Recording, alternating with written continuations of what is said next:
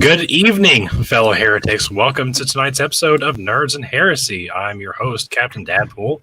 My co-host, the one and only Crimson Barrel, is not with us today. He conducted an experiment to turn himself into a human lobster, but instead of an exoskeleton, he developed blisters all over his body. So he is in a lot of pain, and he's not going to be with us tonight. So I reached out to Oz at the last minute, and he agreed to come on and co-host with me. So huge thank you, Oz. How you feeling tonight? I'm great, man. I'm great. Thanks for the invite. I'm excited for the conversation. Yeah, thanks for accepting. I'm glad to have you on. Yeah. So tonight's guest is a bit special. We have Brian, who is known as Thinking Christian on TikTok. He is our first Christian guest on our show. He's someone that me and both my co-host Crimson Barrel have a lot of respect for. We think he is very well read and well studied, above most Christians that you will find on the app. And really stop it! Yeah, I know. I'm not gonna butter you up too much. But Brian, seriously, thanks for everything that you do. Thank you for agreeing to be on the show tonight. I'm going to give you a few minutes to talk about yourself, plug all what you got going on, and let the audience know just whatever it is you want them to know about you. The floor is yours. Sure. Well, guys, I like Dadpool said, I am Brian. I am a minister. I'm the senior pastor of a church here in Texas, and my journey to get here was kind of weird because I was raised in a really conservative environment, and then I started reading the Bible, and that changed things very, very quickly. I wanted very little to do with the church after that because I fell in love with the Bible. Actually, I found it was a very interesting place to be and explore. But in my experience, the church wasn't really interested in that. and so I went off to go into the academy because that's what I wanted to do. I wanted to dig into this stuff on an academic level because it was just super fascinating. And that was the kind of career path that I envisioned for myself. While I was in college, I got involved with a girl and wanted to get married. And basically she was like, unless you have a job, we're not getting married. That's just not going to happen. So I was like, well, I've got some skills in biblical studies. Might as well go work for a church. And I did, and it was a nightmare. It was disastrous. It was everything that I had feared that working in churches would be. And I got out of that after a year and got on with the Air Force. They're on the base. They were looking for an ecumenical Protestant coordinator there for the on-base chapel. And I was like, that seems like it's more my speed because it was Christians of all sorts of different denominations and all sorts of different perspectives. And I fell in love with church work there, actually, working there on the military base. And while I was pursuing my graduate degree, I decided I was going to go into preaching because I learned that people were actually hungry for the things that I thought that the church didn't want, especially in my generation. And so I kind of decided to go from there. In terms of stuff I got going on, it's really just the church right now, especially as we're kind of the COVID restrictions are lifting in Texas, and we're starting to do things a little bit more in person. That's been my big thing. We do all sorts of benevolence work. We give away 10,000 pounds of food a week here in this small town of 11,000 people. We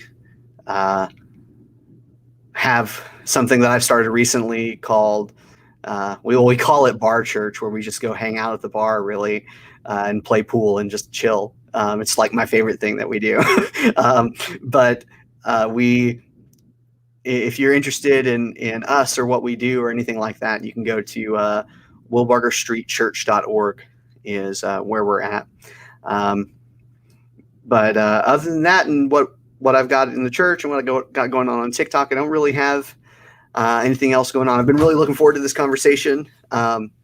Both you and Crimson Barrel are two of my favorite creators on the platform, and I think that it's going to be a really a great conversation. I'm really looking forward to it. Yeah, definitely. I think we're gonna have a good chat here. So the topic you wanted to discuss tonight was how was it you worded it? Yeah, so there was two kind of things. I said I want to talk about Christian anti-intellectualism, and then also how the Bible actually works. Those two things, because I think they also kind of go hand in hand, and we can talk a little bit about that as we go along. But that was kind of how I phrased it when in our pre-conversation. Yeah. So, like you, as I mentioned in like the promo that I made earlier today, like you and I have a similar education or educational background when it comes to the Bible. That ultimately led to me leaving my faith, but it ultimately led to you being challenged, and you at the end found some way to reconcile it. You might be being too generous with me, because I would say that I also lost my faith. The faith that I have now bears very little resemblance to what you might call a fundamentalist evangelical. Yeah, I'd agree with that wholeheartedly. Right? Yeah. And so what I learned absolutely did take the way I viewed the world and how it worked and make it incompatible with the world as I experienced it. And that was completely destabilizing. And so what I had to do is not find a way to reconcile, I think, my biblical perspectives on, but I had to abandon them and say, okay, well, what's really going on here? And how can we be intellectually honest and also find something positive here? And I think at least I can say I've done that, but I don't know if I could say I've reconciled the kind of things that you struggled with, because I don't think that there's a good way to reconcile a lot of that stuff. I've never been convinced by most of it. I'll say that. Mm-hmm. And for us, and then anybody listening now or later understands the progression there. So did you start out in like a charismatic evangelical situation and then move out of that, or what's the exact timeline there? So I was never in a charismatic environment. We were never the holy rollers kind of people. My tradition is the North American Churches of Christ, and they're very intellectually bent by their nature, but they're also very, very conservative. And so it was really my traditional upbringing in the churches that, like I said, I started reading the Bible because that's what they wanted you to do, right? And it was that really started that pathway. So I would say that I started as just a very down the middle of the road evangelical conservative Christian, not so much the speaking in tongues charismatic part, but definitely the Bible is the literal word of God part. And where do you what's your current position or stance, I guess? Oh, okay. That might be a long. We might have to get into that here in a little bit. But what I do want to say. Oh, go ahead, Ricky. Are you still affiliated with the Church of Christ? Yeah, actually, that's non-denominational, right? That's right. Mm-hmm. Okay. Are you familiar with Johnson Bible College? I do know Johnson Bible College. Yes, okay, that's a very first place. Year I went there. Yeah. Oh gosh, is that Florida? Is that right? Tennessee, Knoxville, Tennessee. Yeah. I had a grandfather on my stepmom's side who was a chaplain in the Air Force. You mentioned you were in the Air Force as well. Mm-hmm. And that's where he went to school, and he recommended that to me. So I went there. I was kicked out after my first year because I didn't scan. I forgot to scan into chapel. So like, Oh gosh. yeah. Like when you had chapel 3 days a week at that school, but when you walked in, You have the card scanners. yeah, it was behind you. You had a Yeah. key fob, and you were supposed to walk in, turn around, and scan. And me and my ADD brain, I walked in with a group of friends and just forgot to scan in. Like I literally, I'm honest to God or whoever it is right now, telling you, I went to every single chapel my first semester. But they were like, "Oh, you skipped like 15," and I was like, "No, I didn't." And they were like, "Oh, do you have any notes?" Because they were telling me you're on academic probation, and I was like, "I do you have any notes? Did you take notes of the days that you missed?" I was like, "No, I don't take notes." It's like, "Oh, well, then you can't come back." And I was like, "Cool, all right." Like you're gonna kick me out just because I forgot to scan in a few times. So that was my experience with that school. Yeah. So yeah, I'm all that to say I'm familiar with the Church of Christ. One thing that was interesting about that school is I was the only charismatic Pentecostal in that school. Yeah. And when people realized that, they started to be or when they heard that about me, they were sort of standoffish towards me. Yes. And I didn't understand why for a while. And then someone asked me just straight up, he's like, "So do you believe we're all going to hell because we don't speak in tongues?" And I was like, no, is that a thing? I had no idea that was a thing. I was like, I don't even speak in tongues. Like I did for a little bit, but I haven't for a long time. Yeah. Like, is that what y'all believe? And they were like, yeah, that's what we believe. And I was like, no, that's not.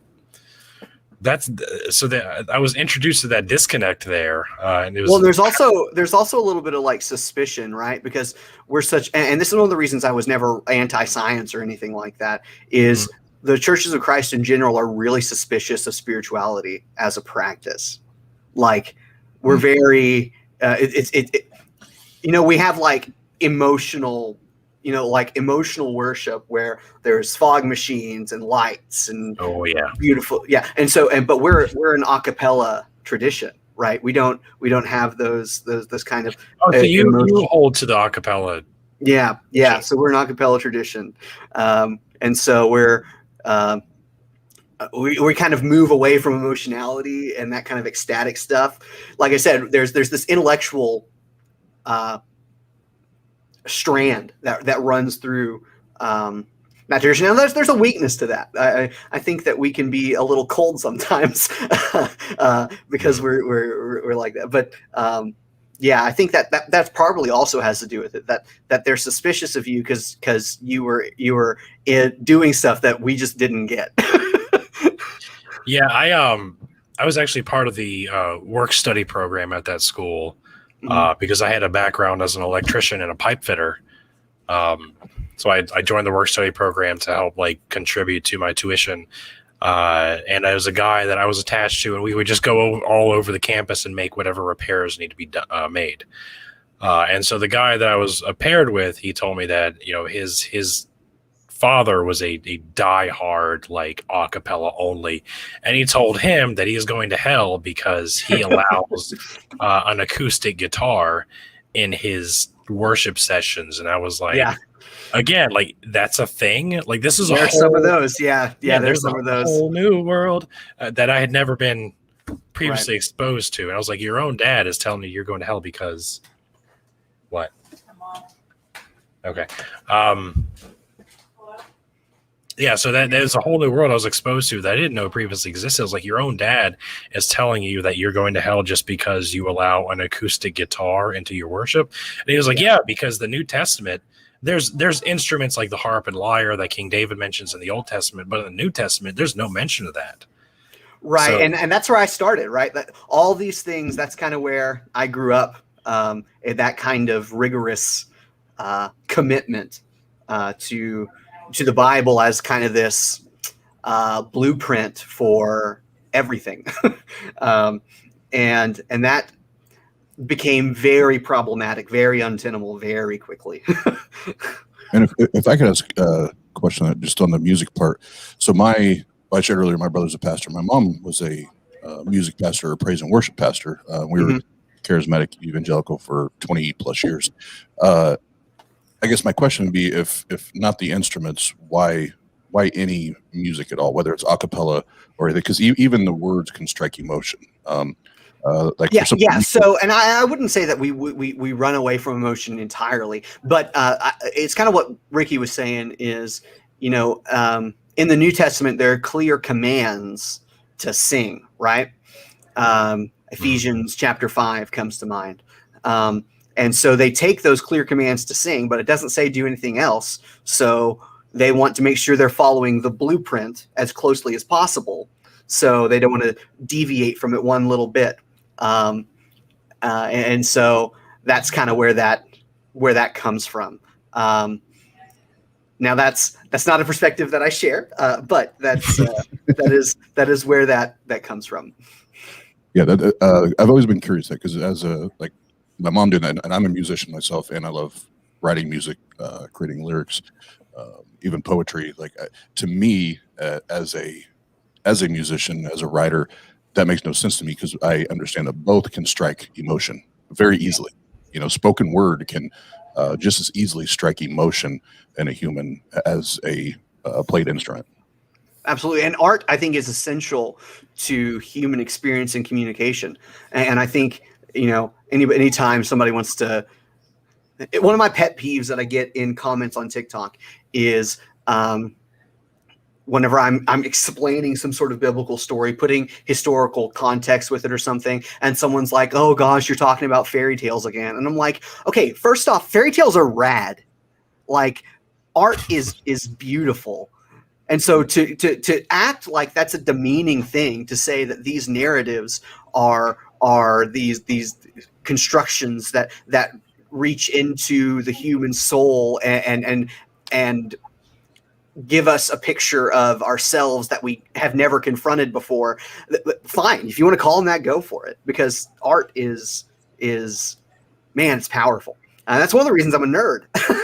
It's because you have all these really cool expressions of humanity that are all over pop culture. We were always you're familiar with a fine arts festival? No. Okay, so that's kind of a charismatic thing.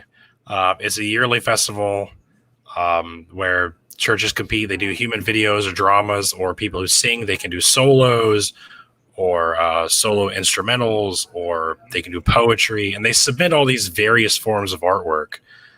And then it gets judged and graded, and then it moves on to a national level. And then there's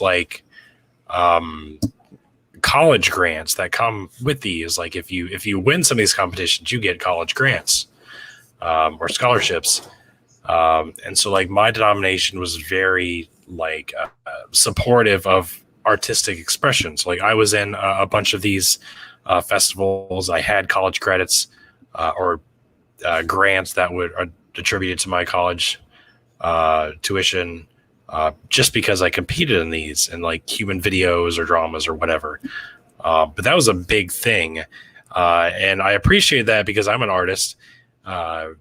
And my denomination catered to that. They always taught that art is a gift that God gave you so that you could use that to glorify Him. That's always how I was taught. Yeah. Well, and so I think in terms of my big transformation, I know you talked about this. You've talked about this before, Ricky, with the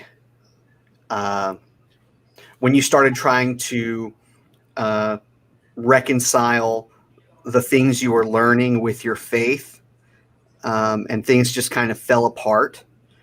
I think if we're talking about, I think Christians are really good at connecting emotionally. I think they're really good at connecting through service. I think there's some really good stuff out there. But one of the things I think there's a weakness in is they're and this is going to sound bad, but I'm going to say it, and then maybe I'll Go for it. But their ability to critically think. Amen, Pastor. Yeah, well, so and the reason is they have been trained to reject anything that challenges the narrative, right? So, like, when we talk about evolution, right? When we talk about things where the evidence around us absolutely clearly contradicts the idea of a literal 6-day creation 6,000 years ago, people will do the intellectual equivalent of plugging their ears and saying, no, I can't hear you. And that's, I think it's a defense mechanism that is, it makes them so vulnerable to so many things, right? One of the, which people are throwing around right-wing conspiracies like it's candy. It's evangelical American Christians. Like that's who's doing it. And it's because they lack that defense mechanism to be like, wait, hold on. I can't just take what you said at your word. I need to look into it. Because what happens is when they look into it, they see that all the experts, like on evolution, for example, say that, oh yeah, that's how we came about, and the Bible's not correct, and so it's one of these things where, for my personal ministry, I have made it part of my goal, my job, to give Christians the tools to engage the Bible responsibly and to engage the world honestly. If I do nothing else in my ministry, that's going to be enough for me. And that's been, it's been rewarding. It's been challenging, but it's been rewarding so far. Did you guys experience that in your journey with this inability? Not I wouldn't even call it an unwillingness, like an inability to think, like confront facts and deal with them. You want to go first, Ricky? Go ahead, Oz. Yeah, I need to gather my thoughts for a sec. First of all, I don't. When we say inability, when I hear that, I would assume that somebody that is just, maybe they're just almost willful ignorance, like that they just don't, they could do it, but they're choosing not to do it. Like for me, I was never taught what critical thinking was for the longest time. So Yeah. When I say, because inability, maybe that is the right word, maybe I'm overthinking that, but mine was just I was just ignorant too. You weren't taught to do it. Yeah. That makes, yeah. So inability may be the proper word there, but to me it was worse than that. I think is what I'm trying to say. It was, yeah. I was not even given the tools to say, okay, when someone says A, B, or C, this is what you need to do with A, B, and C to figure out, is it, more likely than not that it is accurate or that it is true. So there's that. Then to, I guess, in two simple steps, put the nail in the coffin when it comes to that, is they don't teach you, and then what they do in replacement is they say, but don't worry about having to practice critical thinking or apply logic or reason or anything like that, because you have this one really, really cool word that fixes everything: faith. Mm-hmm. And just believe by faith that God's going to answer the prayer, that he's going to do this, that he's going to do that. And as long as you have that, it doesn't matter what anybody else says, because that's the key. That's where it becomes dangerous, right? Because it's now, Yes. there is no reason to reason with that person. Right. Well, I mean, yeah, faith is this, sometimes they'll talk about faith as, well, if I just believe this thing hard enough, it's going to be okay. And that is, I think you're right, Oz. Like when you're talking to somebody who's like that, it's you're wasting your breath. You're trying to get them to move their feet because they're just not ready. Life hasn't hit them over the head hard enough or something, to have their bottom fall out of their worldview. Yeah. Ricky, what about you? Did you see that sort of thing? Yeah, kind of. Like for me, like I've pretty much have. There's a cat messing with my backdrop right now. Super distracting. When I became a Christian at 15, I had mild exposure due to my grandma when I was growing up to really. So I had a basic knowledge, and then I got really dedicated at 15 through my time in the military as active duty. But one thing they hammered on a lot was the Gospels were written by eyewitnesses, right? Like, this is why these are reliable accounts. Like these are eyewitness accounts, multiple eyewitness accounts of Jesus. And like I had classes like in my church, like, yeah, they were written and they had the same timeline that like my college taught. Mark was written 30 years after, Matthew, Luke, 60, 70 years after, maybe John, maybe 90 years after, 80 years after. Like they didn't shy away from that time frame, but they're still like, yeah, these were written directly from eyewitnesses. That's why they're reliable. Okay, so you have multiply attested eyewitness testimony to these events. So I believe them. Yeah, sure. And then I get to Bible college and they're like, forget everything you've ever learned. Yeah. The church that has taught you has been wrong about everything because they don't know any better. And they were like, well, that's right. That's right. They don't. And it's because I felt like I was lied to. Like I felt betrayed. Yes. And exactly. And what I had to come to grips with is that sweet old lady who was loving on me as a kid. She don't know any better, Yeah. When she was teaching that Bible class, she hasn't gone to research all these things, and we can't really expect them to, at least in that level. Not everybody can go get a degree. You know what I mean? That's why we have expertise. Yeah.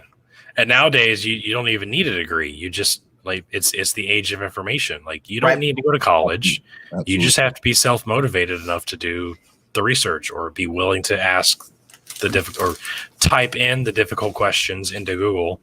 Yeah. That have been dwelling in your mind for a while.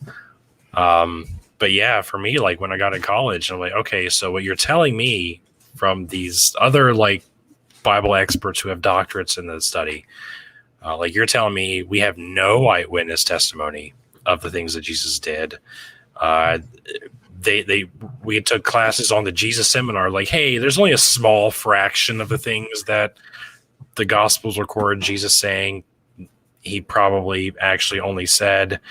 And we talked about, the Enuma Elish, the Epic of Gilgamesh, other pagan mythologies, Canaanite mythology a little bit. And for me, it just kind of like piled on. And at one point, I remember looking at my Bible, and I'm like, I used to believe this was the inspired word of God, but now I'm like, what is this thing? Yeah. Yes. What even is this? It doesn't make any sense. And now I'm understanding more why it doesn't make any sense. Yeah. I remember sitting in my recliner one time. I was reading Old Testament scholarship, really digging into the origin of Israelite monotheism, all that sort of stuff. And I remember sitting up and looking at my wife and saying, I don't know if I believe this anymore. You know what I mean? I remember that moment. It was it's a natural consequence of really digging in. There's that good old phrase is that, the reasons Christians don't read the Bible is because if they did, they'd be atheists. I think there's some truth to that. Because I think Christians have a mistaken notion of how the Bible works. Because, and you said it right, that I used to think that this was the inspired, inerrant word of God, and if it's not that, what is it? And that is the journey that I went on over a period of like 3 years, trying to figure out, okay, if it's not that, because it's obviously not that. Like it's so obviously not that. What is it? And man, that, like I said, it was a 3-year journey, and I want to dig into it because that's why I said I think that these two topics are related. The idea of the kind of anti-intellectualism of Christianity and how the Bible actually works are linked, because I think the anti-intellectual strain in Christianity is directly linked to defending the Word of God, the Bible, as something that it's not. I would love to get in with that, but I don't want to like just run over you guys before you guys get a chance to respond to all that. I'm curious how because you're a pastor, you run a church, correct? Yes, I do. How do you deal with things like that? Do you ever get like members of your congregation come up and like, hey, where are the dinosaurs in the Bible? Like, do you ever have to deal with those types of questions? Like, how do you deal with that? Yeah, so I deal with those on a semi-regular basis, because I have a good mix of what I would call kind of traditional conservative Christians who attend my church, and also more kind of what I would say maybe a little less traditional Christians in my church. And when I get these questions like, what do you do with the dinosaurs? My first reply is, Genesis chapter 1 is not a science text. Yeah. I mean, it's just not. What? Yeah. Well, and I mean, for us who have looked at this sort of stuff, that's nothing. But when you say that to somebody who's stuck in fundamentalism, well, they say, it doesn't. Well, so what I do there is I say, in fact, Genesis 1 is actually kind of a parody of the Enuma Elish and paints God in a different light than Marduk in the face of Tiamat, and it's this polemic that's rooted in culture. And if you pay attention, there's a second creation story in Genesis chapter 2 that's actually completely different than the first one. And then their eyes kind of glaze over and they leave me alone. Is generally what happens. But that's kind of, because for me, I think the best approach to dealing with that sort of thing is let's take the Bible and address it on its terms through its cultural lens, and be as rigorous as we can be, because this book was important enough to be collected and preserved and valued by a people for a very, very long time. And if we can understand why, if we can understand what they were doing, then maybe we can find value in it for today. I guess, but maybe this is me just like skipping way ahead. Yeah. Because the three of us, it sounds like, had very similar moments of this. I don't know why I believe in this, or do I have a good reason to believe in this? We all had those kind of moments. Okay, from here I have to figure this. I got to figure this shit out, right? I've got to dig into this. So I guess my next logical question in my head is, going through that, how did you take the Bible and end up now being pastor? And Captain and I, probably took a similar, but not exact, but a similar approach to figuring out, to the best of our ability, figuring out how this book works. How did you get to God if you did not? Well, I'm not going to pretend to be an expert on your guys' journey, but what I will say about mine is, how do I put this? Here, I want to go about this a certain way. Go for it. So I think floor is yours. I think the way that the Bible works is most clearly illustrated by two verses. Proverbs chapter 26, verse 4, and then Proverbs chapter 26, verse 5. Let me pull that up. I'll read it to you. It's just so you can get what I mean. Okay, so chapter 26, verse 4, it's a proverb, right? So it says, "Answer not a fool according to his folly, lest you be like him yourself." So you've got this proverb from the Bible that says, if a fool is running his mouth, don't bother with him. or you'll be a fool yourself. That's what it says. That's the biblical advice. Verse 5, the very next verse, it says, answer a fool according to his folly, lest he be wise in his own eyes. And so you have one piece of advice is, well, you need to not answer a fool or you'll be a fool yourself. And then the very next piece is, oh, you need to answer a fool. Otherwise, he's not going to know he's a fool. Like he's gonna be an idiot. And so you have these two proverbs literally next to each other. Like it's not like the person who is writing this didn't realize there was a contradiction there. You know what I mean? Like that they're right next to each other. And so what you have to wonder is how do these things function?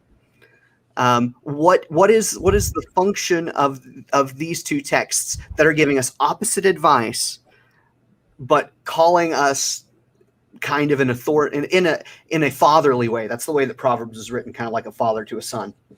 And so I have two thoughts about this, and one of the thoughts might be kind of where you guys ended up. Is whatever is sufficiently vague is essentially meaningless. Where the Bible has these things that are contradictory, and because it's so vague and esoteric, it doesn't really have any value.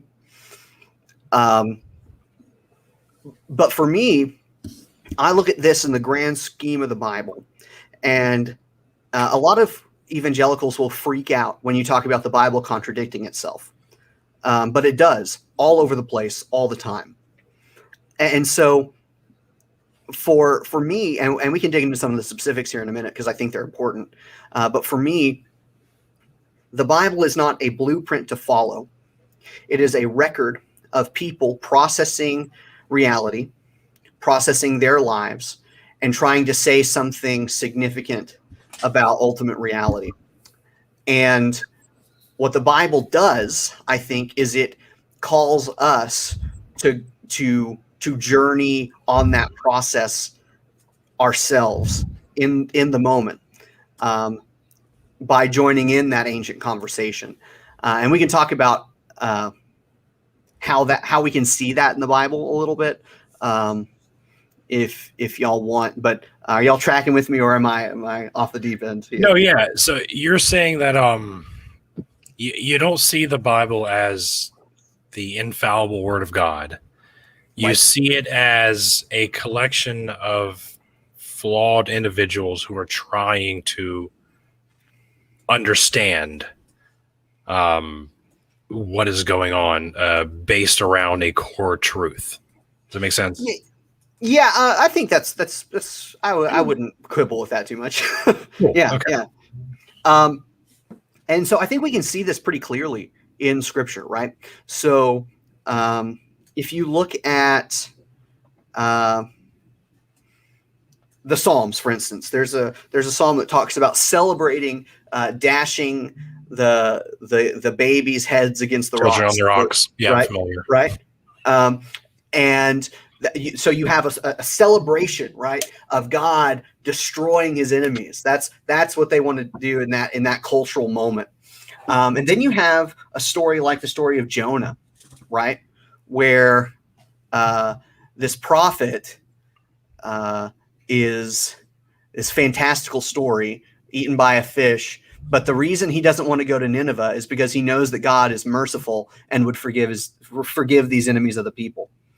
And we always tell it to our kids like he's scared to go to Nineveh because he's just a wimp.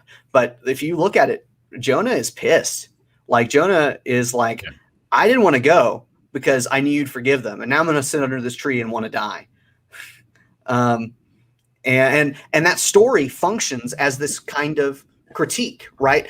Because Nineveh, which was the capital of Assyria, is the force that took the northern kingdom. And so the people of Israel have every reason to be resentful against this place. And you have this story that's told that's obviously a parabolic story. Nineveh never converted to Yahwehism. That we would have had records of that, right? This is not a historical story, but it's a story that imagines God in a new way, in a way that is contradictory to the God who would take pleasure in the death of his enemies. And so the Bible has this process by which it makes statements and then critiques them, and they're really all over the place. We could probably spend the next 2 hours just talking about those over and over and over again. If I could ask, so when it comes when we talk about Jonah and the well, and all the I would say outlandish accounts or stories in the book, I guess just to keep the question short, are we saying that there's only parts of the Bible or the book are God inspired and others aren't? What exactly are we saying there? Okay, so what I would say is the Bible should be taken in the context that it was written in. So, sorry, why do you think there, regardless of the context or even the time period that it was written in, are we saying that parts are God inspired, or all of it, or none of it? Okay, so I see what you're asking. What I would say is it depends on what you mean by inspired. So what some people might think is that God took over somebody's mind and had them divine dictation, basically, that God wrote down exactly the words that he wanted down in this text. And they are timeless, culturalist truths. And I don't think that's the case. It seems to me, whatever inspiration means, if it has any meaning, that these are men's words about God. And the Christian belief is that God is somehow involved in this process.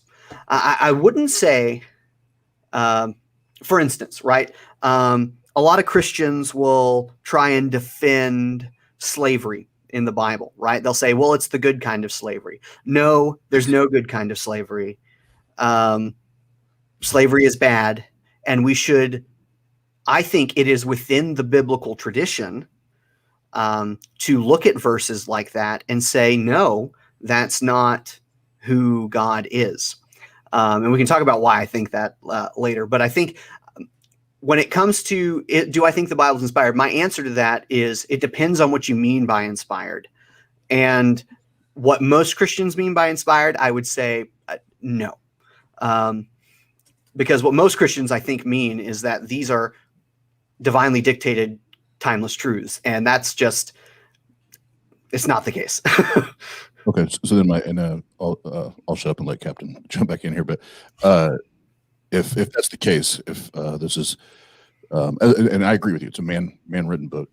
Men sit down and put their chisels to stone or pen to paper, whatever. I would then say if we don't know, for me as an atheist, if I don't know that the God exists, and if we don't know that if there is a God, that it inspired or was a motivator in the book, and compiling the message in the book, that book still, even if I became a theist today, that particular book would then be irrelevant to me. If there's no way we can identify that this was a God ordained or God breathed or God inspired, whatever term we want to put on, the book still remains irrelevant at that point if it's just a man-made book. Right. So, but let me clarify. I would not say that it is a man-made book. I would say these are men's words about God. So they are man's words in a sense, right? But I would also say that the biblical tradition, even though the biblical tradition itself corrects its words. The biblical tradition itself contradicts itself. That they would say that God was involved in that process along the way, and so for me, that's a crucial difference. Now how that exactly shakes out, that's a much longer conversation. But I'll give you an example, right? In what is it? Ezra, Nehemiah. The people of Judah have come back from Babylonian captivity. They've started rebuilding their city, and they're like, okay, God was really pissed at us for idolatry and going after foreign things. And so what we're going to do is we're going to divorce all our foreign wives and send them away, and we're going to make God happy. And that's the way that story goes in Ezra. But then you have Micah. Micah chapter 2. The prophet shows up and says, what are you doing? God hates divorce. And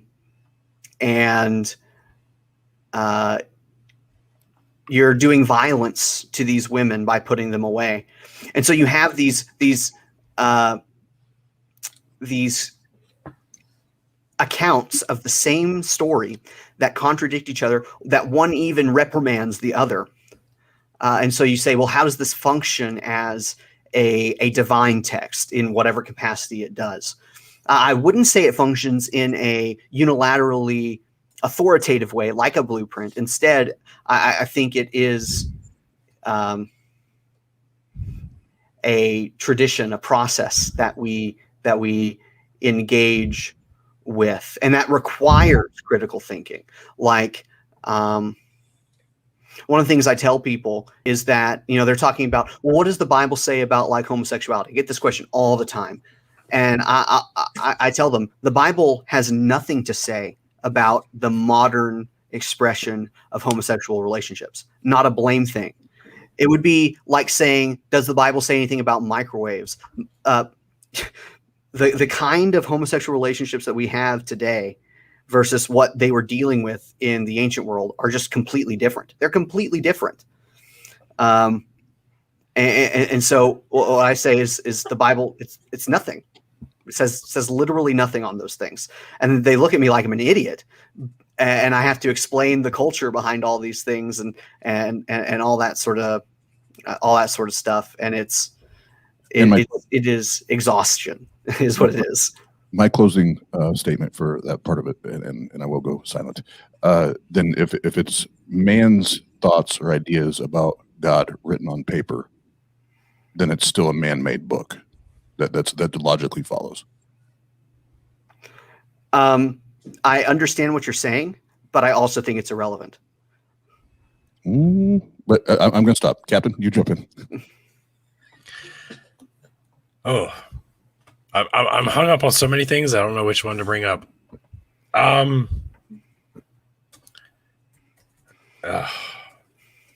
So you mentioned Jonah way back a little while ago. Yeah. That's one thing that stuck out to me because when I was a Christian and we talked about Jonah, like we brought up in like Bible study, like scientifically, biologically, this isn't possible. And then the answer is like, you don't think God is capable of preparing the belly of a whale to sustain a human being? I'm sure you've heard this. I don't tell by these. Right. You don't think God could the creator of the universe? You don't think he could prepare the belly of a whale to sustain a human for 3 days? Like, oh, ye of little faith. And I was like, okay, yeah, that makes sense at the time, I guess. And then get to Bible college and like, hey, this is probably entirely allegorical. Yeah. Well, one of my favorite things about that story is the fish goes from male to female back to male in that story. If you read the Hebrew, it's a transgender. What? Yeah. It's a transgender fish. You're going to have to educate me on that one. That's a new one for me. Yeah. So, I'm not 100% sure why. Scholars debate why, but the verbs and nouns go to the feminine when Jonah is inside of the whale. That is typical Hebrew, though. Like that Yeah. happens a lot in the Hebrew language. Like Well, especially and even when so it comes to like angels. But go ahead. well, one of the working theories is that because the whale has a man inside of it, it has been feminized, and so that's maybe the idea there. Okay, I see what's happening here. Fun things, but but that's one thing that like my like spiritual leaders who are not quite as educated on the topic as like you or I maybe, that was their way of explaining it. It's like, oh, God can prepare the belly of a whale. Like, yeah. And again, then I go to Bible college and I'm like, hey, that was probably allegorical. And then they talk about Genesis, the creation narrative. Hey, that was probably allegorical too. Right. And then later when I dive into the studies, I'm like, no, at the time, they literally believed the earth was created in 6 days. Like they try to say like, oh, it's just referring to 6 general periods of time because a day to the Lord is like 1,000 years and 1,000 years like a day. So it's probably just referring to, and they offer all these different explanations. But and then I learned that no, at the time, the author, whoever wrote this down, literally believed that the earth was created in 6 days because that was the common mythology at the time.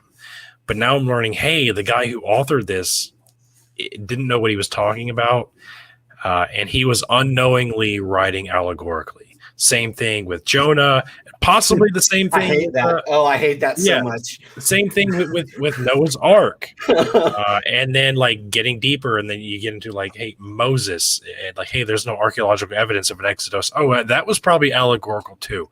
And then we get back to the point where I look at the Bible, I'm like, everything's allegorical. What? Yeah. Well, so what even is this that I'm reading right now? Yeah. Well, and I think preacher. Yeah, go ahead. Yeah. Well, so this might be a good time to go what I was talking about with Oz, because for me, if we take these things as humans trying to wrestle with reality, that's valuable. Mm-hmm. An artistic representation of humans trying to wrestle with reality, wrestle with what it means to be human, wrestle what it means to experience what I would call the divine, or what you might call the beauty of life. The record of that and how they try and articulate that and critique that and evolve along that. That's what the Bible is. The Bible is this is something that if Mason was here, we would talk about, I'm probably at length, the evolution of Israelite monotheism. Like, you see this, it's very clear that they used to think of Yahweh as one God among many, and it changes over time. You can talk with that about me too. Okay. So it's one of these things where you can see them, and they're not hiding the ball. This is one of the things that I think Christians feel like they've been exposed, like, oh, the dirty secret is out. These biblical authors aren't hiding the ball on this. Like, they're using different names for God. They're juxtaposing stories right next to each other that are from different sources. They're not hiding the ball on this. They're communicating very clearly what they're doing to their audience, but we're not their audience. And that's where I think a lot of the trip, the mess up happens, especially in evangelical Christians, because they all think that the Bible took place in backwoods Missouri. Like, that's where that's where the biblical they don't think about it being thousands of miles away, thousands of years removed, in a completely different culture with a completely different set of rules and a completely different way of looking at the world. And so what I see, I think maybe a little bit in what your concern is. It's like, if this is all story, if this is all things where people are just trying to grasp their best at an artistic representation of the world and themselves, then what good is it? What I think I'm hearing is a a cultural barrier, that we have a particular set of things that a set of criterion that we use to find valuable information that the ancient people didn't use. And ours is better, so we can ignore that old one, right? I mean, that's right. Sure. For the sake of argument, sure. Okay. I think that's I think we have a bias against ancient people to think that they were stupid and backwards.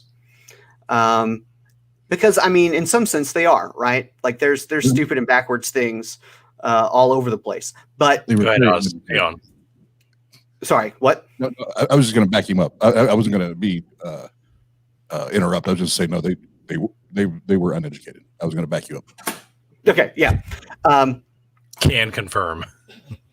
But at the same time, these people, I think, just like any uneducated person I meet today, I have things to learn from them in their lives, and that's valuable. It's in the window. And the Bible as this kind of self-critiquing record of people struggling with what it means to be human is a great narrative tradition that I happily enter into. And so for me, a lot of the things that you would, and this is why, as I was talking about it, if it's written by men, I would say that's irrelevant, because the phenomenon that they're experiencing, which is life, that's real, and we all encounter that. And to enter into that conversation with the people who came before us is absolutely, I think, essential, but definitely valuable. Okay. How? I have so many thinky thoughts going through my brain right now. How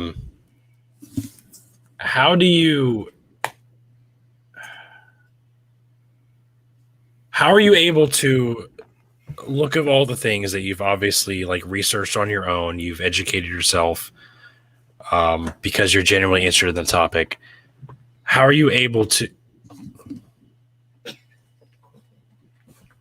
Sorry, this thing's going on in the chat. That's also distracting me. That's fine. Some fun stuff happening in the comments, by the way.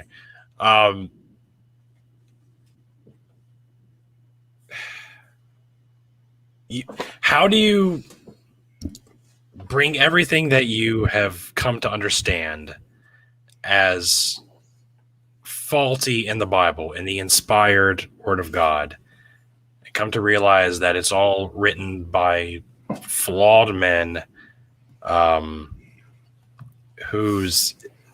it's just a collection of... I made a TikTok recently, a few days ago, where I was like, every theology book that you read, every single one, is just people's ideas about God, because God hasn't revealed himself to anybody.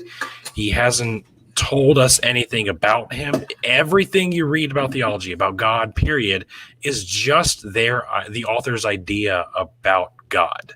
They're all unfalsifiable claims. That's all you're reading. And that would include the Bible, by the way. So how would you take that and then be like, on faith, decide which is accurate and which is not? No, that's great. That's great. So I wouldn't disparage any religious tradition myself, right? So I would think that, and I think the Bible actually teaches this, that God is at work in cultures that don't know him. Yahweh in 1 Kings is at work in the nations that he has not chosen. You see that kind of just in the Bible itself. But I also think, for me, or is that you're judged based off of the knowledge that you're given? No, I don't think so. So what I would say is, how do I put this? Okay, so go into your statement about, how do you come to faith in one particular religious tradition? For me, that was not the Bible. Like, the Bible is super fascinating for me, and I think it's actually highly valuable, but it has to be addressed properly, and that's difficult. But for me, the thing that if I was going to say I have a faith thing for me, is I believe that God is revealed in the person of Jesus. Now, what that means, that's a huge can of worms. But for me, as I was studying all this stuff, that was I would say, the anchor that I came to, that something about who this man Jesus of Nazareth was. The early Christians recognized there's something special about this and something worth digging into, and that for me was the justification, at least for me, for choosing my religionism, because I felt that myself, that there is something to him, to his story, whether or not he's divine, and so we can dig more into that, but I don't know if that answered your question or not, Ricky, but that's kind of where my ADD brain went. I think we're well beyond answering questions directly here. It's not really our format anyway. Sure, got it. Oz, did you have anything you wanted to chime in with? Well, they're at the end where I strike the nerve of every Christian that I talk to. I believe that Jesus is a myth. That's all I have to say. So here's what I'll say about mythicism. We can get into that. Here's what I'll say about mythicism. I think mythicism correctly points out the terrible quality of the evidence that we have for the existence of the historical person of Jesus of Nazareth. Does a good job of that. The problem is, most mythicists, I'm not going to, this is going to sound bad, okay? But I'm going to say this Just one go anyway. for it. Safe space here. Most mythicists have no idea what they're talking about. Most of them are following conspiracy theories that have nothing to do with this history, have nothing to do with truth. I would agree with that. There are a few, my favorite mythicist is Richard Carrier, and he's the only one I have seen who I think is intellectually honest, honestly. I think Robert Price maybe a little bit, but Price fudges on some things that I think are a little too important. Are you familiar with Dragons and Genesis? Jason Bowe? Have they written anything that I can read? I don't know if he's I don't know if he has an official book out, but he has tons of content out, and he's right there with Carrier and Price. He's not out there in the what I would say the woo-woo land, Sure. So my thing with mythicism is that I think even at your best, the argument can be that Jesus might not have existed, right? And that's how Richard Carrier frames his argument. He's like, there's a chance that he didn't exist. And I would actually agree with that. 2/3 chance or something like that. Yeah. And I would actually agree with that assessment. The problem is, I think there are some things that are a little too hard to overcome for the mythicist. One of them being, well, I'll just tell you the biggest one, is the idea particularly of a crucified Messiah. And this is something that Bart Ehrman brings up all the time when he gets into conversations with mythicists, whether it be in publishing or in person. Whereas Carrier, on his argument about Jesus being a myth. He says there's plenty of myths of dying and rising gods, right? There's plenty of those. Problem is, as best we can tell, the early Christians didn't think of Jesus as divine until after his death. It is the thing that Paul talks about is a crucified Messiah, and there is no analog for that in Jewish antiquity. And there is no reason to expect that the anointed son of David, the one who was supposed to restore Jerusalem, would be crucified. And so for me, it is much more likely that he was crucified, and that the story of the resurrection is maybe a cover-up for embarrassment, right? For me, that's I have never heard a good mythicist argument for the crucified Messiah, not one. Yeah, I'm gonna keep my mouth shut there because I could go for hours on that. So I'll just zip. So I actually have Carrier's book right here. Yeah, on the history of Jesus, and I'm currently on audiobook listening to Bart Ehrman's what's it called? The Historical Jesus. The book where he makes his case for a historical Jesus. Yeah. And I got to be honest, I'm starting to lean towards Jesus being a historical person. And I'm not like, I'm still kind of 50-50 on the issue. I might stay there for a while. But I understand both sides of the arguments. But yeah. I understand Ehrman's position where under the guise that Jesus did not make any claims to the divine, that he was just an apocalyptic Jewish preaching rabbi who his followers deified over time, it makes sense why there was nothing really written about him early on. But there was a lot more written about him later because his followers started to deify him more than he originally was. So that under that guise, it makes sense why there was not a lot written about him at the time, because he was just a rabbi. He was just an apocalyptic preacher, which in certain rabbinic texts talk about other Jesus Ben Sadir, or Jesus, the magician, who suffered similar fates and had similar teachings as the Jesus of the Jewish Talmud. So Jesus was not really unique and special at the time of his life. There were a lot of people similar to him. But then later on, his followers started to, again, deify him. And they used Paul. Well, and I would say that for me, that tracks pretty well. But for me, it's not important. And this is one of the reasons it is not important for me whether or not the story of the resurrection even occurred. For me, what's important is that we recognize the followers of Jesus. They deified him. They made him a god, right? But what they recognized was there was something special about his story, special about the idea of a king who won victory through shame, not through improving his own honor and power.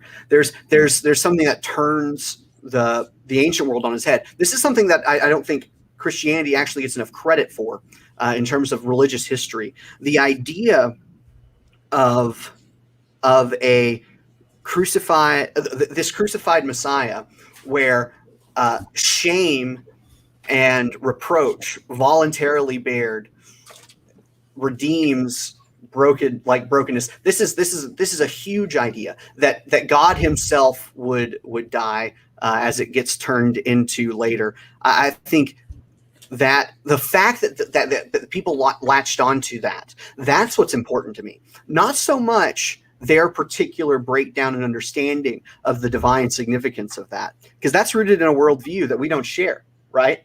We don't share the idea that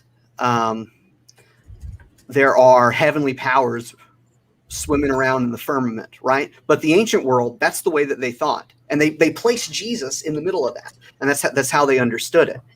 Yep.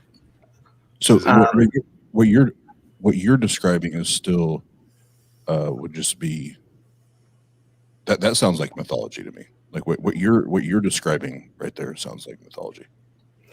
Okay, so my question. So as an academic, I have to ask this question. Okay, Please. because when people use this word, I often don't know exactly what they mean. Because in academic circles, mythology has a very particular meaning, and what it means is a story that a narrative that shapes the world, that gives meaning and purpose. And so you have lots of myths in the Bible. And so for me, on one level, I'm like, yeah, of course it's mythology. What else would it be? But at the same time, I know other people use the word mythology to dismiss something as insignificant or have no mapping onto reality. And I would not get on board with that. That's fair to say.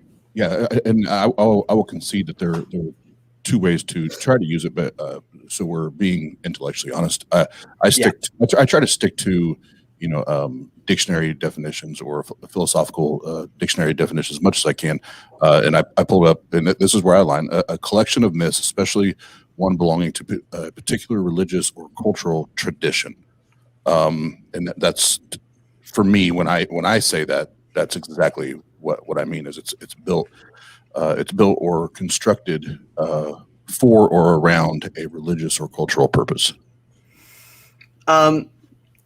So that opens up so many things. Yeah, there's a lot to unpack there. And we don't have to. We don't have to do that right now. I know we've been going for. Well, so what I'll say, I guess, is if somebody wants to characterize the Christ story as mythology, that's not a problem for me. Because I think that everything, to an extent. Oh yeah, you got it, Oz. You nailed it. It's not a problem for me because I think one of the terms in that definition. One of the terms in that definition is constructed, right? And all narratives are constructed, whether they're and so whether they're religious or not. We have cultural narratives that are constructed, like the idea of a nuclear family. Like that's a constructed narrative that we came up with in modern era. There are lots of constructed narratives, but constructed narratives are constructed for a reason. And knowing what those reasons are help us to know whether or not those narratives can be discarded. And so to simply label something as mythology because it's a constructed narrative, I think is inherently unhelpful because there's so many constructed narratives that we need to function as people. That it's I don't know how helpful that designation is in terms of our discussion. Now, if what we're going to say is because it is a constructed narrative, it has no value, I just don't think that holds water. There are lots of constructed narratives that are incredibly valuable, like well, I don't need to go into examples. I think I've belabored that point enough. Yeah. Go ahead, Oz. You got something you want to add? Yeah. Last thing. So to follow up on that, so we talked about that with mythology, something constructed, in obviously the core the core part of that word is myth. The root word of that is myth. So traditional story, especially one concerning the earlier history of the people, explaining some natural or social phenomenon, and typically involving supernatural beings or events, widely held but false belief or idea. So the reason I bring that into it because even do I agree like that there's part of the human brain, our psychology that maybe sometimes we need something to that we think is bigger than us or whatever that for some folks that they need that, and maybe it's good, maybe it's not. I don't know. I'm not a professional there, but when we're talking about somebody supposed to be the savior of the world, savior of humanity, that was crucified and resurrected to save everybody, I need to know that it is greater than, much more greater than a myth or just based in mythology. That's my point. So I think you are using myth in that second kind of definition, where myth means it has no map onto reality, right? No. I told you the first definition. I believe that is constructed to meet a religious, a religious or a cultural view. Like that is absolutely my stance. That doesn't mean that it can't have, and that's why I said that. I do believe that there's some people, whether it's has to do with God or whatever, that they need a myth or something, a superhero or something bigger than them to have to believe in, to make themselves feel stronger and better and more secure. That's fine. But when we're talking about a person that I guess, according to the Bible, came down as flesh to die for everybody, the savior of humanity, me personally, I need to know that it is greater than a myth. Okay, so what I would say to that is a little bit. I think you're treading into cultural waters, and maybe I don't want to, and maybe not even realizing it. Right. So when we talk about Jesus as the Son of God, even if when we use that language, that's Roman language. To say that Jesus is the Son of God directly comes from Caesar as Son of God. To talk about the gospel is evangelion, which is directly out of announcing Roman victory. It is straight out of Roman culture. And so what I hear you try. For me, when you say I need something more than these constructs that are culturally rooted, for me, what I hear is you want the Bible to be a science book. Yes, I don't want it to be. I don't want it. If the direction of that book, whether it's through Jesus or whatever, is to lead me to the God of that book, whatever that God is, I need the what would be the crux of the book, which would be the life of Jesus, the death, the death and resurrection of Jesus. I need it to be more than either a myth or a possible myth. I need more concrete evidence than that. So if I think that's perfectly fair. So I'm not asking you to convert tonight, Oz. Just in case that was. And I'm not trying to convert you. But and that's something I would say that a lot of people say, well, you just don't have enough faith if you're not willing to commit your life to this narrative. And I would say, no, that's ridiculous. I don't blame anybody for saying that the evidence is poor and I don't believe it. I've never blamed anybody for that, because I've been there. And I've never thought that, oh, well, you should just, it's super clear. You just need to buy into it. That's not been the road that I travel. All right. No, thank you, Brian. I appreciate it. Yeah. Brian, it seems like you're making a lot of fans in the comments. People seem to really dig you and your honesty and your integrity. Some people wanted to see you on Tart maybe sometime, but it's all right. We'll gloss past that. Sure. Damn, bro. Shameless plug. Yeah, there you go. But J Mike's like, oh shit, you got Brian. Yeah, man, we got Brian on here. We don't fuck around. But yeah, this I think this has been a really cool conversation, Brian. You've definitely impressed a lot of people here on the atheist community, the skeptic community. I think we're at a good point where we can transition into our nerdy segment. I wish I had a cool animation to make the transition. Wait, what? Yeah. Wait, you don't have to. Brian said he would dance. Brian said he would dance. Oh, nerding. Okay, we got a little banner. Yeah, that's cool. Right. That's cool. We can get the jam. Because we like to spend the last 30 minutes or so just nerding out, kind of separate from religious or otherwise discourse.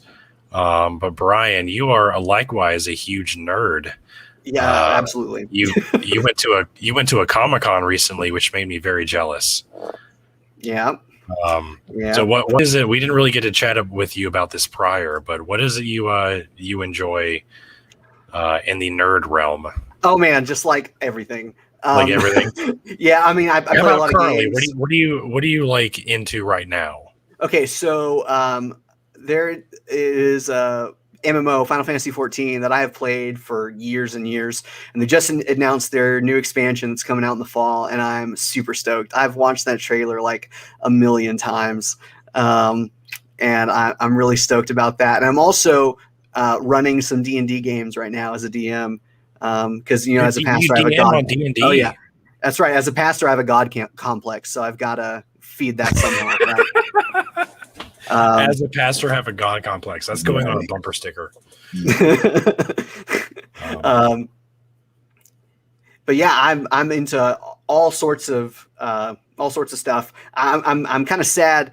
We need to buy Mason some like 120 SBF stuff so he can be here next time. But I love Legend of Zelda, and I know he does too. Oh yeah, we all do. Like, in fact, talking to just religious stuff, the cosmogony of Legend of Zelda with like the goddesses and all that stuff making the world and stuff.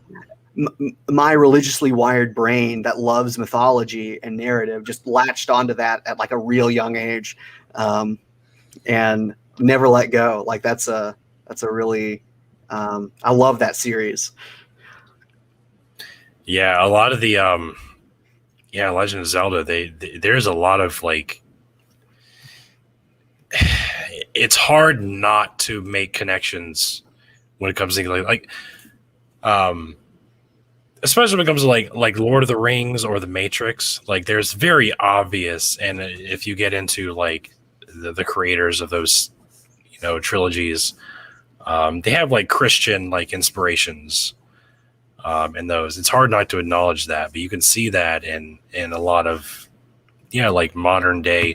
So that's a very interesting topic. How does modern day Christianity or religion influence pop culture when it comes to like video games or?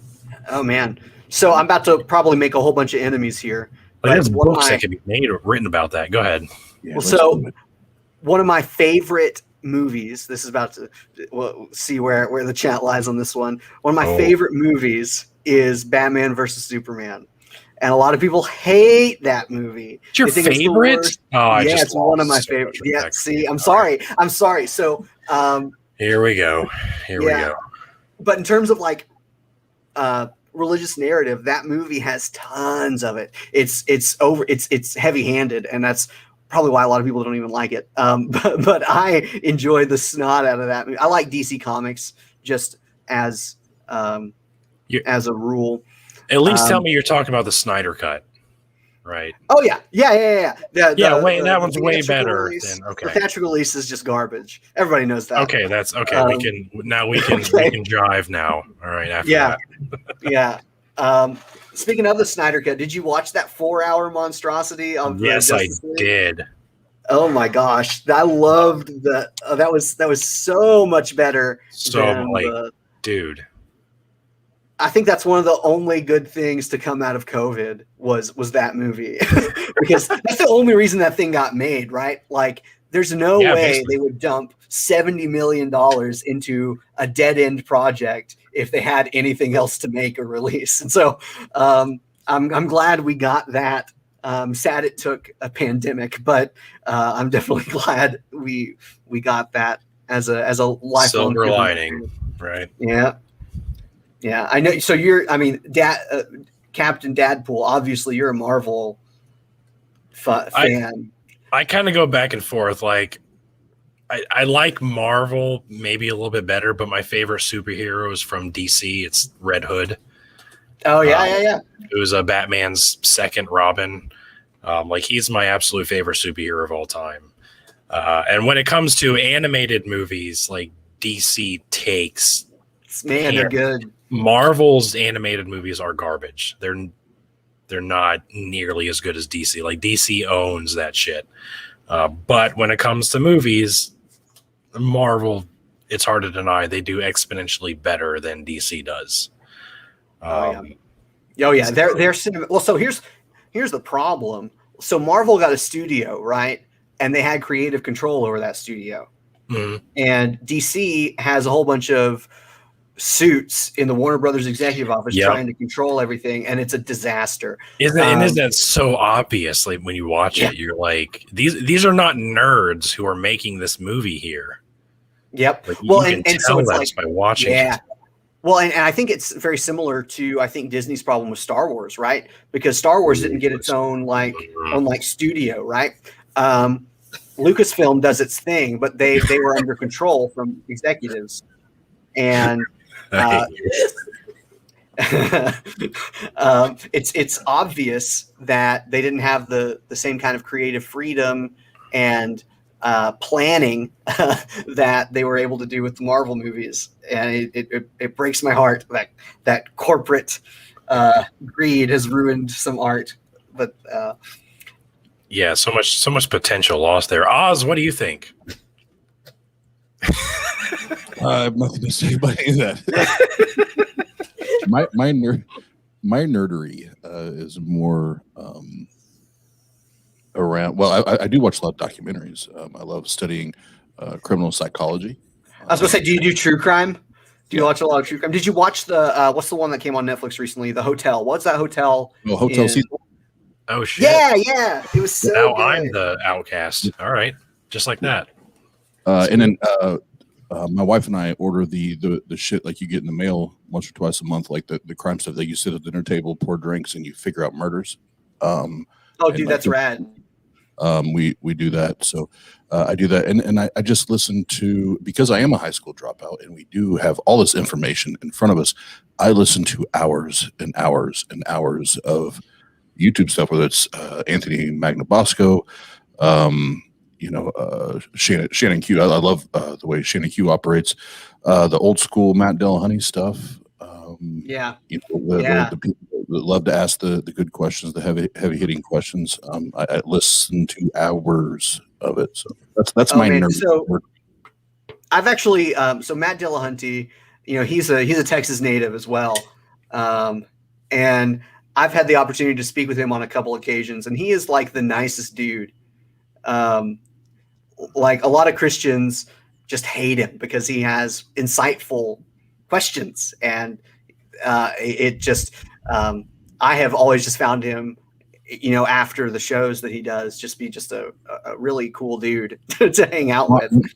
On screen, it's no nonsense. Like if you answer the questions, you get the fuck off the call. And he says that, get the fuck off the call. Then but yeah, anytime I've heard him speak off screen, he's a gentleman. He's nothing but a scholar and a gentleman.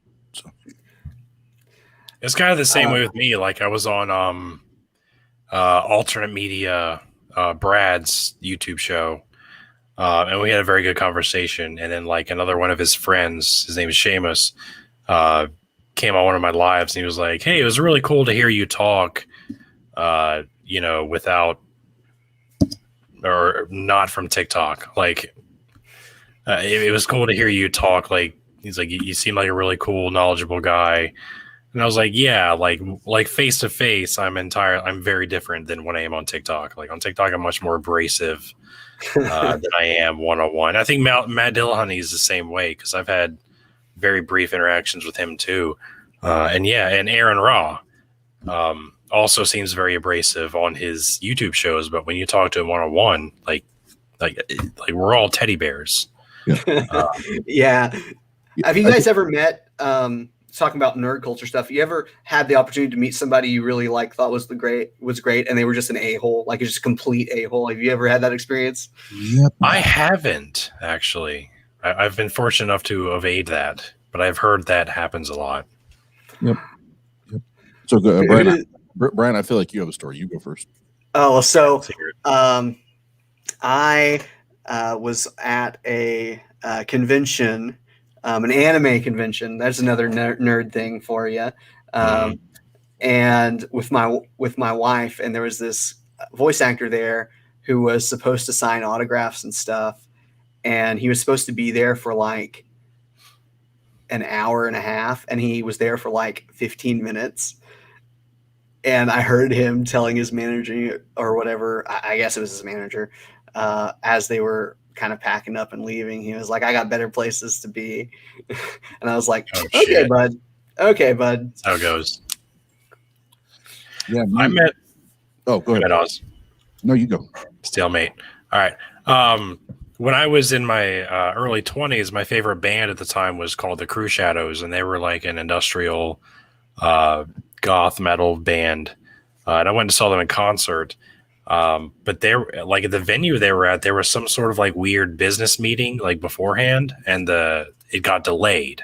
So me and a bunch of my friends, like we just had to wait for like longer than we expected. And like the lead singer, his name was, he went by Rogue. He came out and he was like, "Hey, sorry guys, there's been some confusion, so we're going to be a little bit later than we expected." And I was just like, this is the lead singer of my favorite band coming out and just being like, "Hey guys, sorry, it's cool." So that was weird for me. I was like, "No, you're larger than life, motherfucker. Like you don't come and talk to us like this. You come and you tell us, you fucking sit here and you wait as long as you have to because you're here to see us."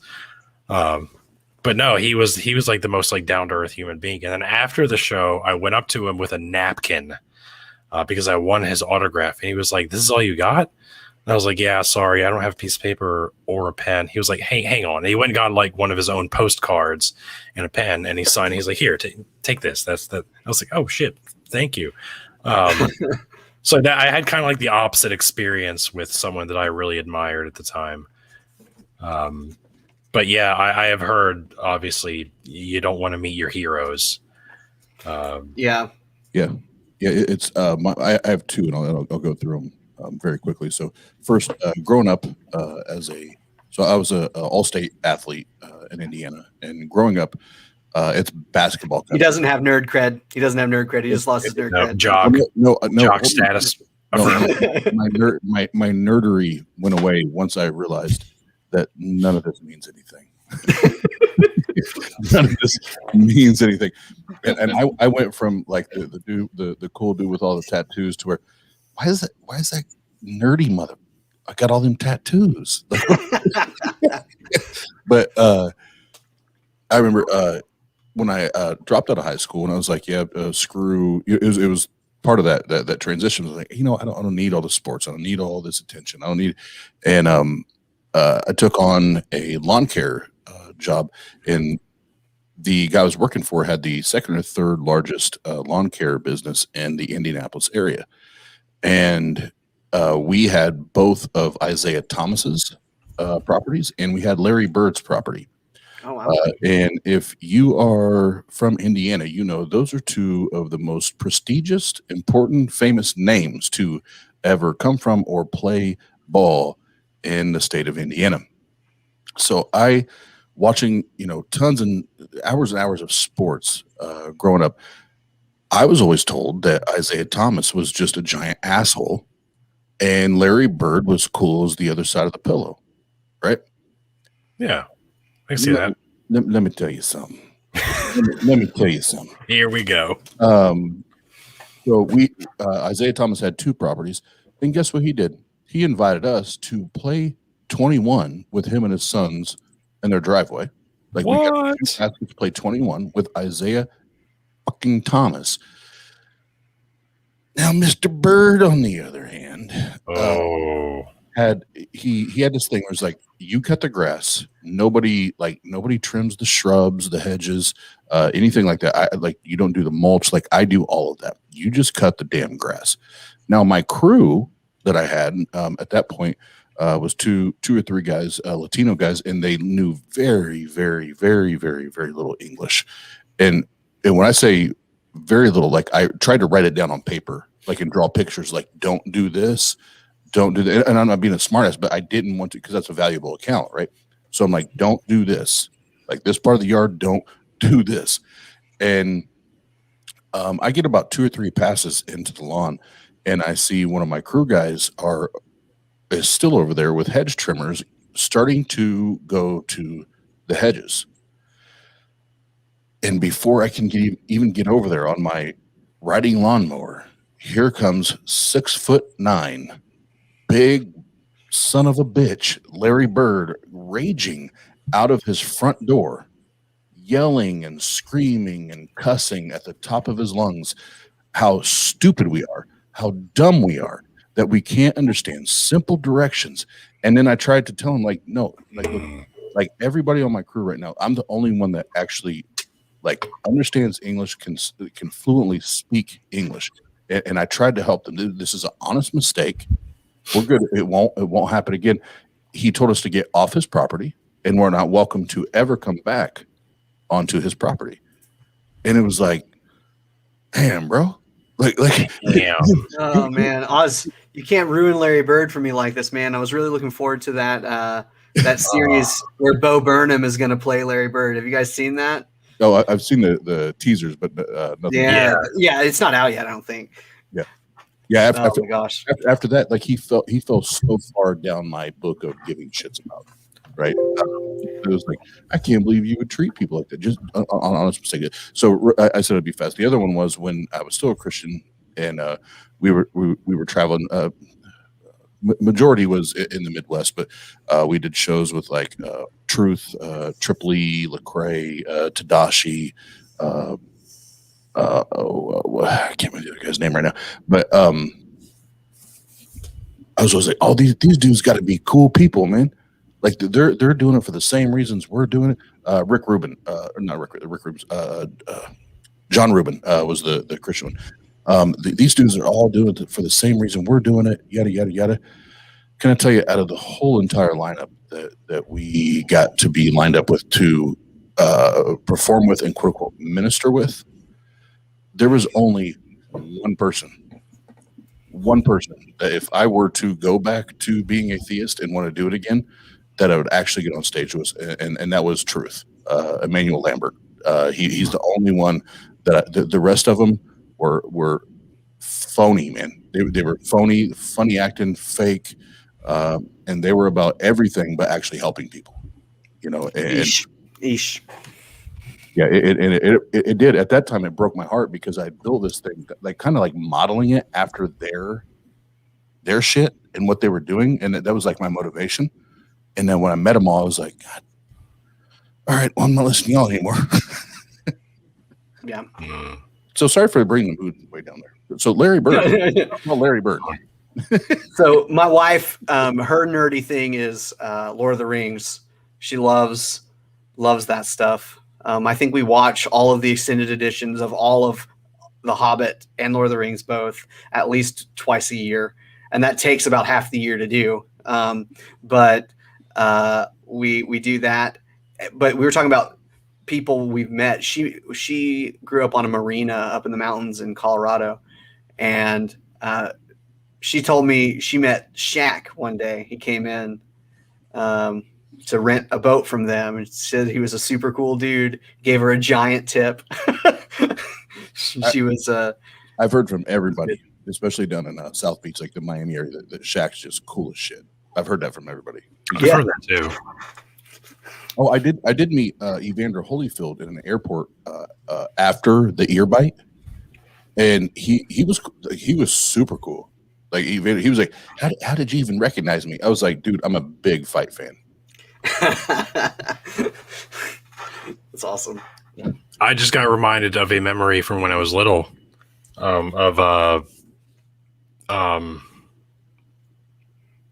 holy shit, from WWF, Rick Flair. There he is. Yeah. Woo! Yeah, that's part of the story. You get ahead of me. So he and a bunch of other wrestlers, I couldn't recognize them at the time because again I was little. They were like late for a terminal or a flight, and so they were sprinting down the terminal. And someone who was close to me was like, "Is that Ric Flair?" And he stopped and he turned around and he goes, "Woo!" And he just turned around and kept fucking running. And I was like, just like, what just happened here?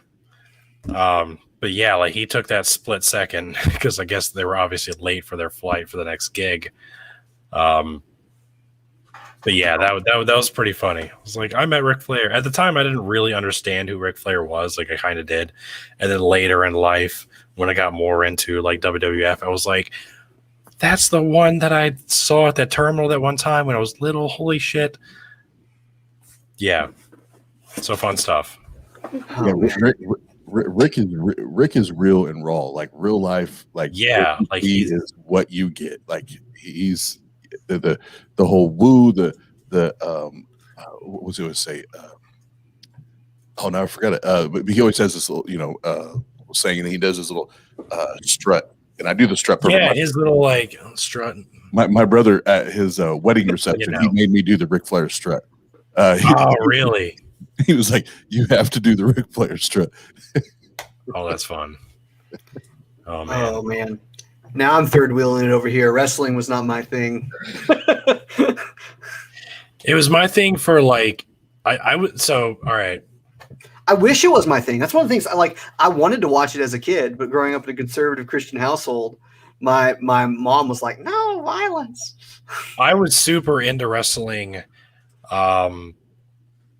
right up until like John Cena first came on the scene. Same here. Yep. Yeah, like Kane was my fucking favorite wrestler of all time. And then like The Rock kind of left and I just kind of grew out of it, I guess. And yeah, John Cena. Now, when I was deployed to Iraq, a bunch of them came and visited us. We were in a tiny little fob that was not safe at all. Oh yeah. And they came and I got to fucking meet John Cena, as well as Rey Mysterio Jr. And Vince McMahon was there, and I got to shake all their hands. And there was like this black guy with dreadlocks. I didn't know who he was. And there was like the Bella twins, which I didn't know who they were either. But like I got to shake hands with John Cena and Rey Mysterio and Vince McMahon. And I was like, yo, like this is my childhood right here. You met Booker T. I remember. I don't think it was Booker T because I knew who he was. It was somebody else. Well, in that time frame that you're sharing, he was the only black guy with dreads. But he did. I've wrestled with this, pun intended. I don't think it was him because he didn't go by Booker T. It was someone else. Maybe it was. Maybe I'm crazy. But yeah, we're a little crazy. But I will stand by that. Stone Cold Steve Austin is the best wrestler of all time. Why? Because Austin 3:16 says, "I just whooped your ass." it's gonna be a cold day in hell. That's great. Oh man, good times. The golden age of wrestling. Oh yeah, it was. I have no idea what's going on there now. No, I don't either. I have no clue. But I've got some buddies who are super into it. I've got a lady. She's in her 40s now who goes to our church who used to run the wrestling circuit in and around these parts in kind of the smaller shows, and she's rad. She's telling me the kind of like sketchy stunts they would do because none of them were professionals. I'm like, how are you alive? you have to put King Jesus coming up there. Oh, how do we do that? Yeah. You said put Jesus comment on there. Which one? Which one? I watch wrestling every week. Oh, let me find it. Oh my god! Yeah, I was blown away to find out that there it is. I watched it every week and didn't have a favorite. That's how I knew I was gay. Oh, that's funny. That's awesome. That's awesome. Oh man. Oh, that's awesome. Hey, is Neil in here? Mm-hmm. Oh shit! Hey, Neil. The 704 Atheist. Go check him out. 704.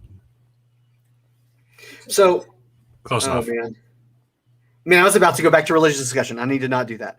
Nerd discussion. That was earlier. I was blown away to find out that my favorite wrestler, who I mentioned was Kane, is now governor of, was it Tennessee or North Carolina or something like that? Like he got into Your guess is as good as mine. Like he got into politics and he's now governor of another state, kind of like how Jesse the Body Ventura did. Yeah, like it's funny because he always portrayed like this brute who never talked, but is actually like an intellectual and accomplished politician. Yeah, and retired. He went into politics and won fairly easily. So that was fun to see. Neil says, "Fuck you, Oz." You see that? Oh well. So Neil's now the atheist. one of my we were talking about D&D a little bit earlier, and I think the most popular D&D podcast is by far Critical Role. If you guys have ever watched I've heard of it. I haven't watched it though. Yeah. Do either of y'all, or have either of y'all ever played before? I currently am in a campaign with my co-host Crimson Barrel, who is the DM, along with Dustin, who is also a DM in another game. But they convinced me to join in, and I did. I'm having a really good time. Before that, I only had like kind of mild exposure. I did like some overnight campaigns. One was like a Star Wars theme. And then they were like, "Hey, you should totally join." So I got bugged by Dustin and Crimson, and I was like, "All right, I'll do it." I love. Yeah, we're having a good time. Man. We're having a good time. Brian, I was taught as a young buck that those that play Dungeons and Dragons are possessed by devils and demons. Of course, that good old satanic panic. You gotta love it. Accurate. I'm totally possessed. And can confirm. I'm possessed. Since you partake in that, I now know that you're not a pastor. You are operating in a witch's coven. You're not a real Christian. Well, I mean, this is called Nerds and Heresy, right? So I think I'll fit the bill there. Safe space. Safe space here. For the record, I'm joking. I don't believe anything. No, it's all good.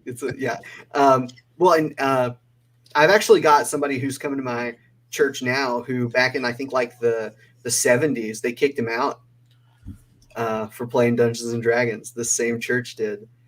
Really? Yeah. It's no joke. Like they were serious about that satanic panic.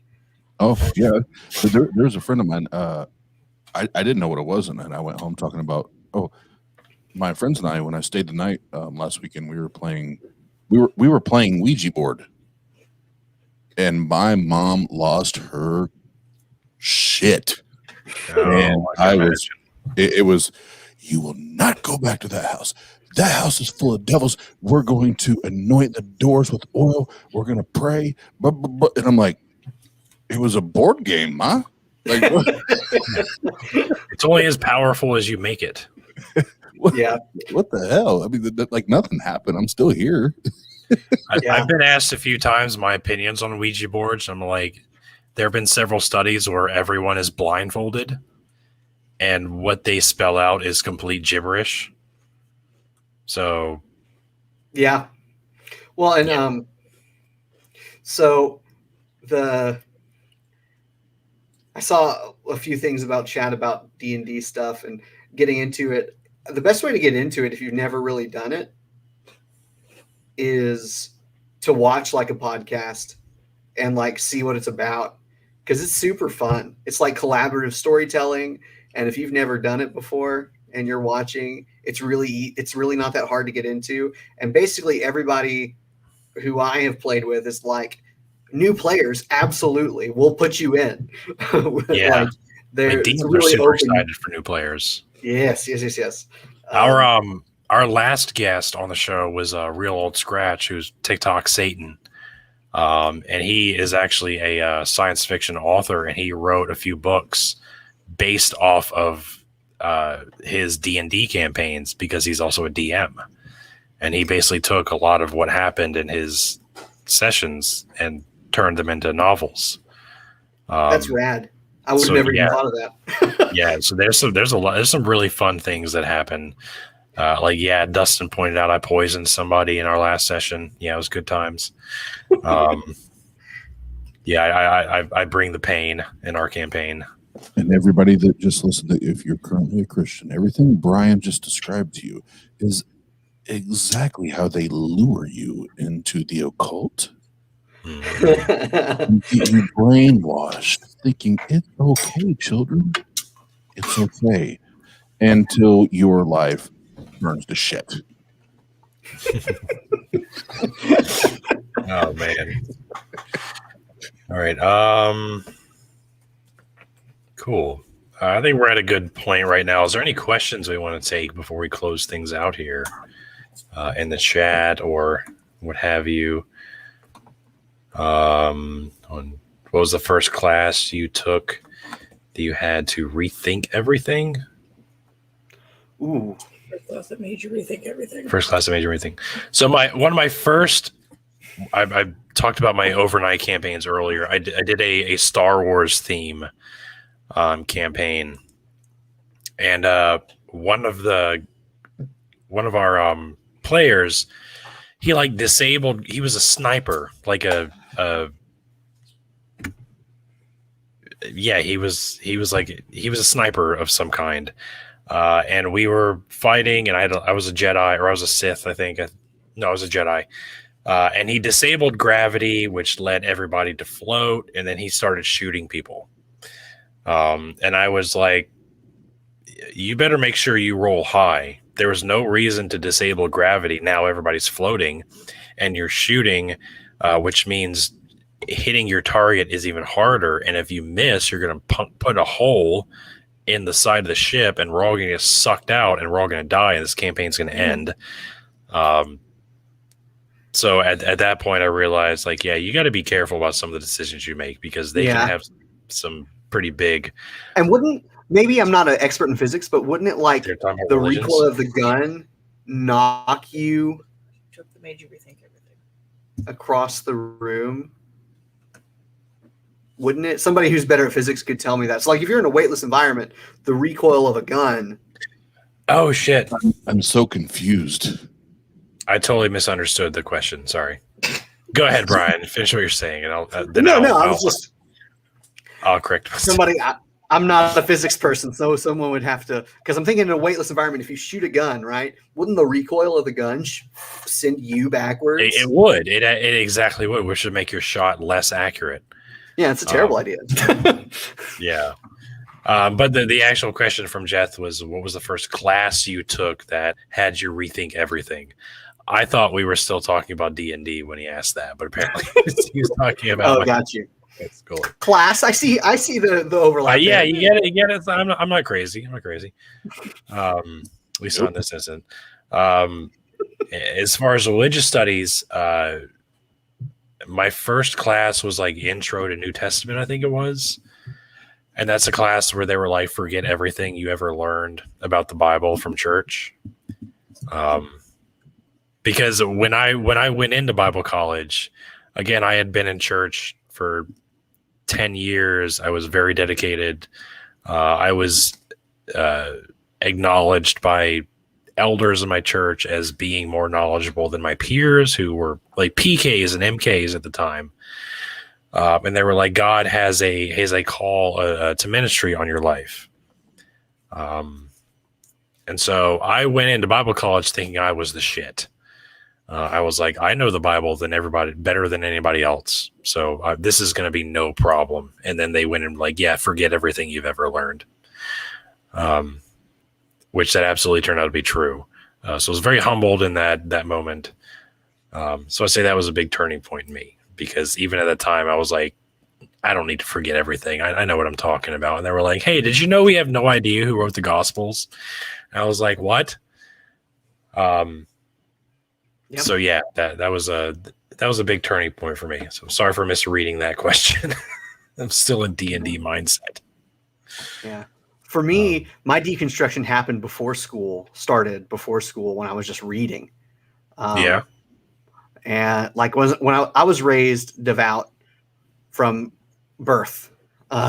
And when I hit my teenage years and I started trying to get deeper into it, I was like, what I was taught doesn't make any sense, and I don't know what to do with that. And for me, that hit when I was about 15, and it kicked into overdrive when I got to school, because I knew enough to be confused when I was studying it on my own. I mean, that was before the era of YouTube and stuff, really. So I didn't have a whole lot of like resources to dig into there on my own. But when I got to school, it was really kicked into overdrive, and kind of like you on that first class, where they show up and be like, so everything you know is wrong. Let's start over.